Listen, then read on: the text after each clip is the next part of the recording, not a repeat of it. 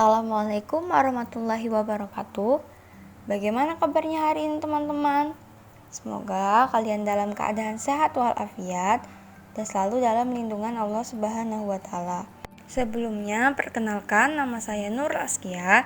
Saya mahasiswa dari Universitas Islam Negeri Antasari Banjarmasin, Fakultas Tarbiyah dan Keguruan, jurusan Pendidikan Matematika, kelas A 2018. Pada hari ini, saya akan menjelaskan tentang koordinat kartesius untuk mata kuliah Geometri Analitik Ruang yang diampu oleh Bapak Aziz Muslim MPD. Silakan siapkan alat tulisnya, catat bagian-bagian yang penting, dan jangan skip video ini agar kalian tidak ketinggalan penjelasannya. Koordinat kartesius. Dimensi 3 merupakan suatu konsep abstrak yang memiliki panjang, lebar, tinggi, dan ruang. Oleh karena itu, dimensi 3 sering diterjemahkan sebagai geometri ruang. Koordinat kartesius 3 dimensi digunakan untuk menggambarkan suatu objek, baik 1 dimensi, 2 dimensi, maupun 3 dimensi.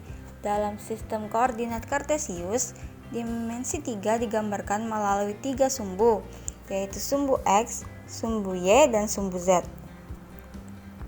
Pada koordinat kartesius, secara umum disepakati bahwa sumbu Y adalah sumbu horizontal atau datar, sumbu Z adalah sumbu vertikal, dan sumbu X adalah sumbu yang tegak lurus dengan kedua sumbu lainnya. Pada sumbu X, arah yang menuju kita adalah bernilai positif, dan arah lawannya bernilai negatif. Pada sumbu Y, nilai ke kanan titik pusat bernilai positif, sedangkan ke kiri bernilai negatif. Adapun sumbu Z bernilai positif ke arah atas dan negatif ke arah bawah titik pusat. Kedudukan 3 sumbu koordinat tersebut memunculkan 3 buah bidang yang disebut dengan bidang koordinat. Bidang tersebut berfungsi seperti dinding yang membatasi ruang pada koordinat 3 dimensi yang biasa disebut dengan oktan. Bidang koordinat tersebut adalah bidang YZ, XZ, dan XY. Pada masing-masing bidang terdapat salah satu variabel X atau Y atau Z yang bernilai 0. Berikut adalah gambar bidang koordinat.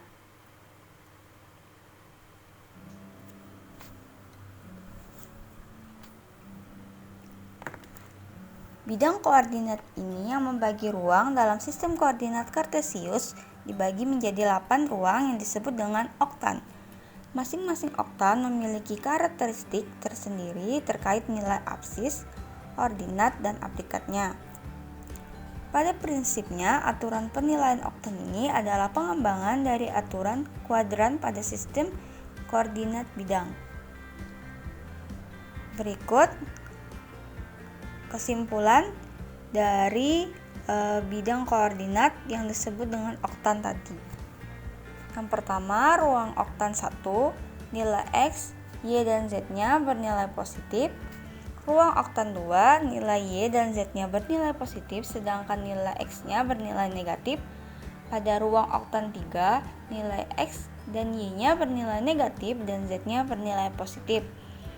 Pada ruang oktan 4, nilai X dan Z-nya bernilai positif, sedangkan nilai Y-nya bernilai negatif. Pada ruang oktan 5, nilai X dan Y-nya bernilai positif, sedangkan nilai Z-nya bernilai negatif.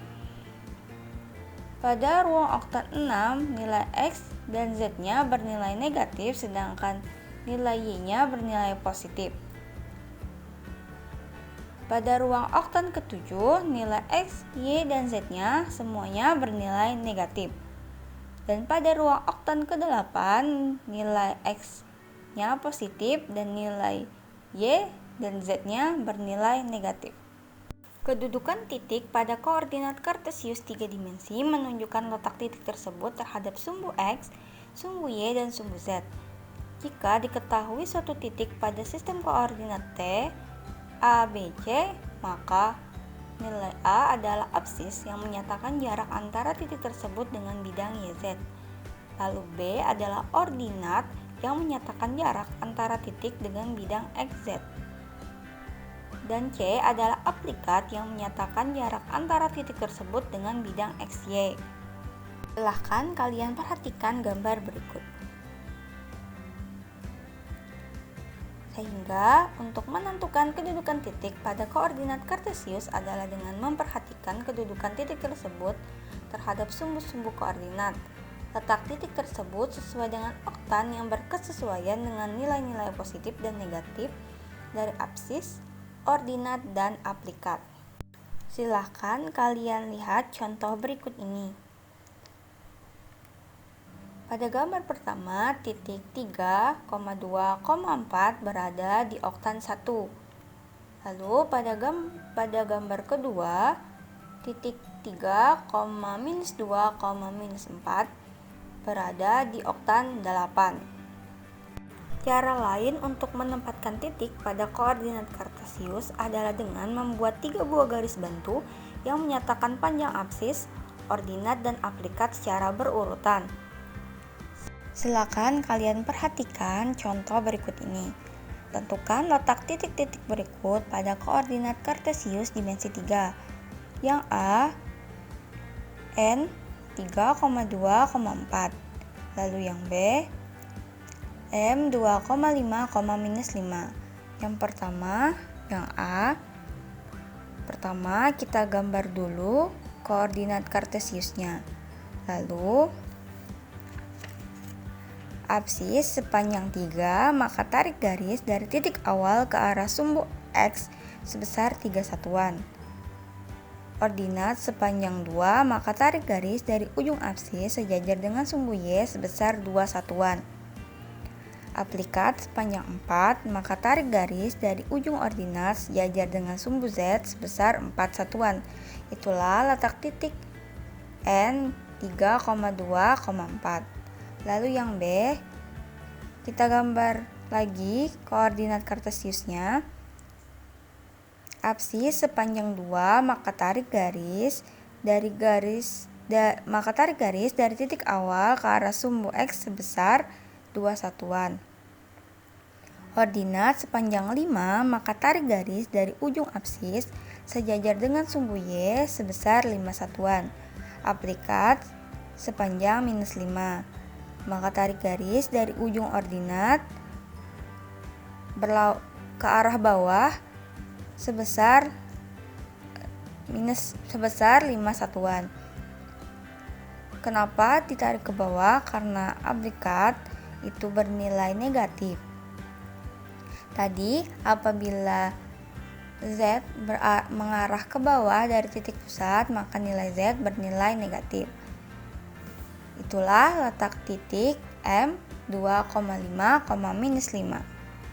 Terima kasih atas perhatiannya. Mohon maaf apabila terdapat banyak kesalahan. Semoga video ini bermanfaat. Terima kasih. Wassalamualaikum warahmatullahi wabarakatuh.